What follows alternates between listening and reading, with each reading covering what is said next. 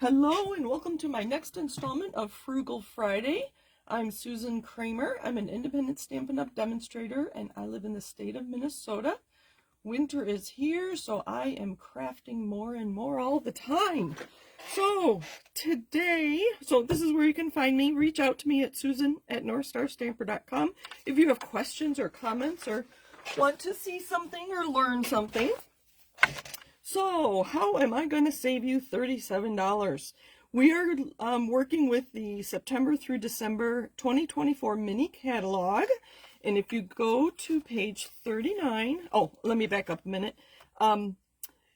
We have about a month left on this catalog. So there are some of the products in here are going to be discontinued and some of them are on sale. So check my online store under Last Chance products. Okay, so here is how we're going to save $37. So these 6 pieces here, the green, purple, oh good grief. This is a die. It's one die that cuts these 6 pieces of paper, and you can see this die is $37. If you've been with me for any length of time, you'll know that before I buy a die or even a punch, I will think about how I can do that without the die or without the punch. This cuts 6 1-inch strips of paper. I can use my trimmer to do that. So that's exactly what I did. So I have dimensions for you. I've got some samples, including my first attempts, which were pretty silly. So again, this one die, and I can't find a picture of the die here, and I obviously didn't buy it. So it's going to make a bow. So take a bow, and it cuts these strips, and then you make little loops, and then you form a bow. So let's get started. Enough of me yapping. So I like to try things with my retired pattern paper. Look how silly these look. Oh my gosh, these were my first attempts. This is even a retired color called Mango Melody, so that's why I chose that. These are going right into the trash. Obviously that didn't work, and I think why, let me grab my take your pick tool. I think why these didn't work. See how open this loop is? And I'll show you the ones my next attempts. I made this much smaller. So let's look at my third attempt. This one's getting better. Not too bad. I like the middle. These outer ones are not consistent. Look how nice and tight these are and how open those are. Let's look at the back. You can see that these are kind of open. This one's not too bad. This one, let's see this is probably my favorite. And look how narrow that is. So we're getting better. I don't know if I'd use that one either. That's going right into the trash. So my last 2 that I have made and ready to go are these.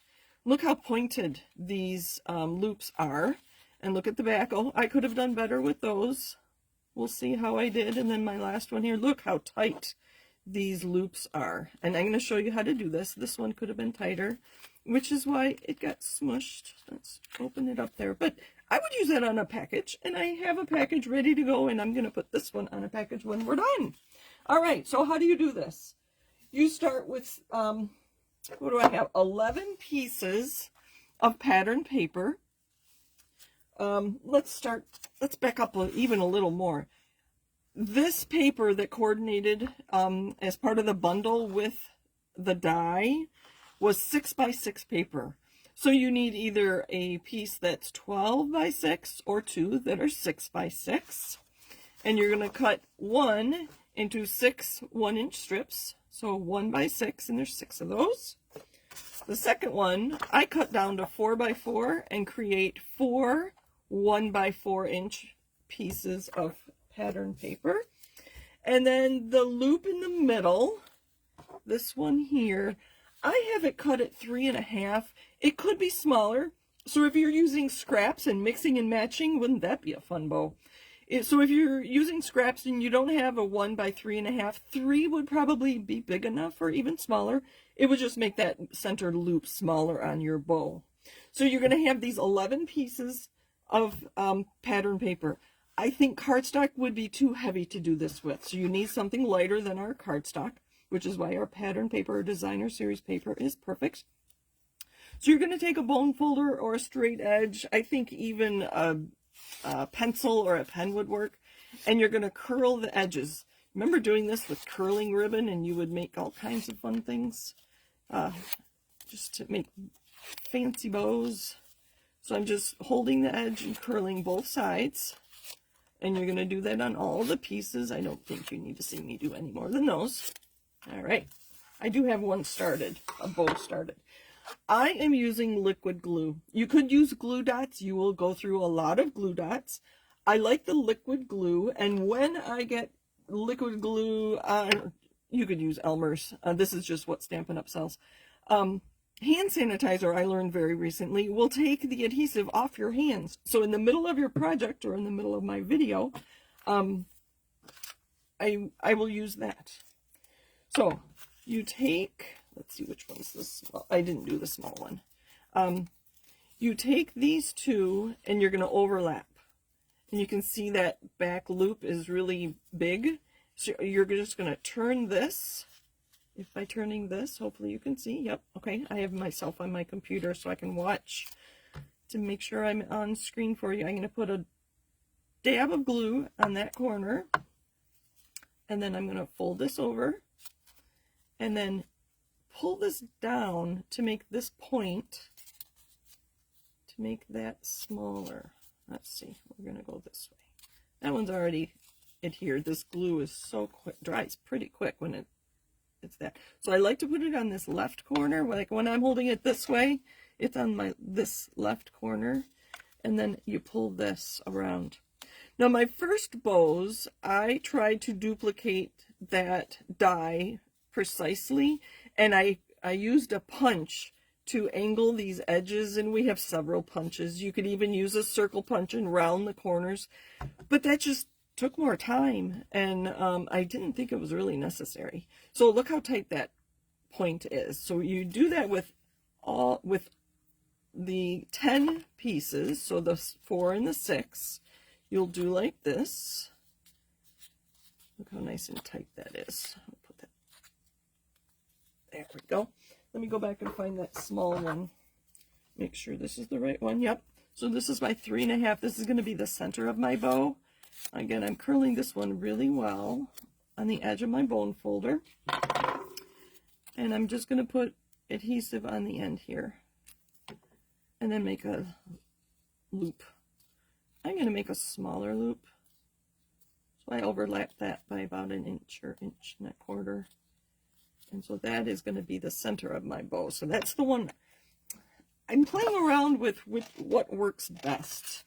So you're going to make 11 of these with your 6 and 4 inch long 1-inch strips.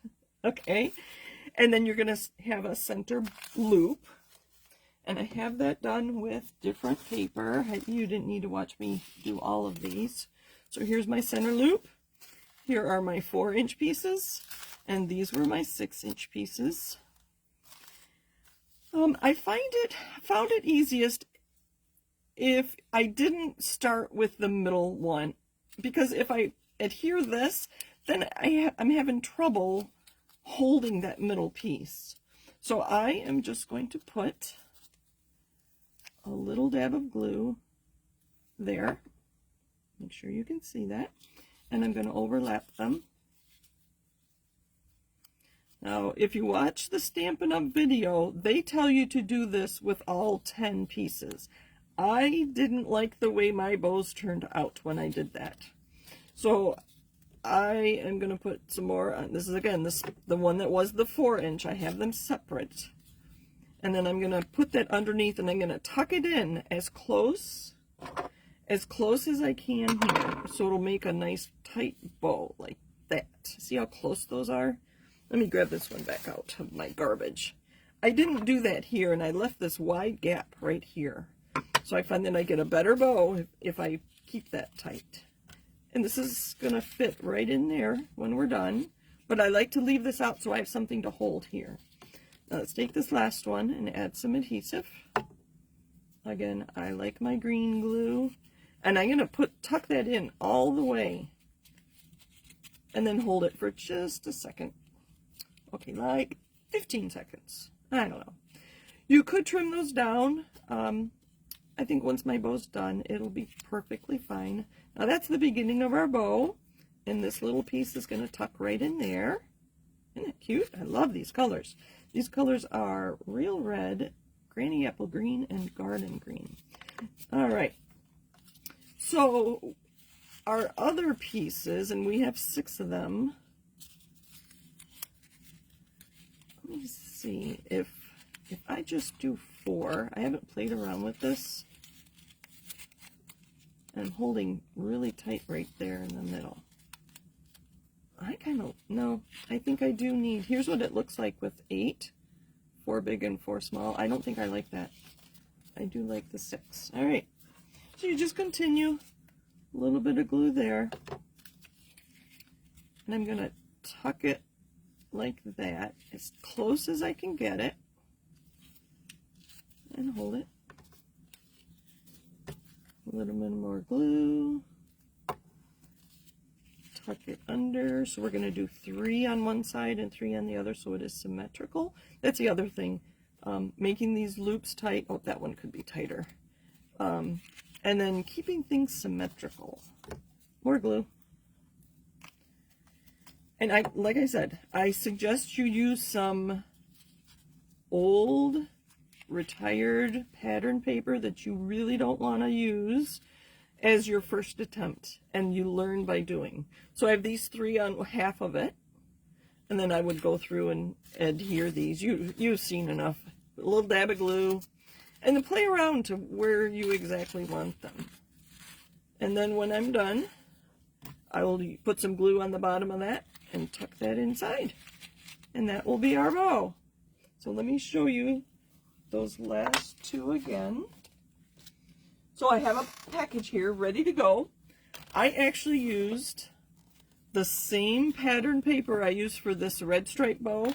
I used kind of as ribbon on my package. And I just taped it down. And then with the scraps of my pattern paper, when I made that bow, I put a 2-inch onto a tag. And somebody's name will go there. I can't remember what's in this box. And I'm just going to loop it through the bow. And we'll tie a bow. More bows, right? Just like that. And I already have a glue dot on there. I would probably use tear and tape. That's not staying. It's not staying, but you get the idea. There. And there's my package. So, that is how I saved $37. Learn what your dies do before you purchase them, and see if we can't find a way to do it without. Thank you for joining me. Happy stamping. Have a great week. And I have a long list of other ideas for Frugal Friday. Thanks for joining me. Take care.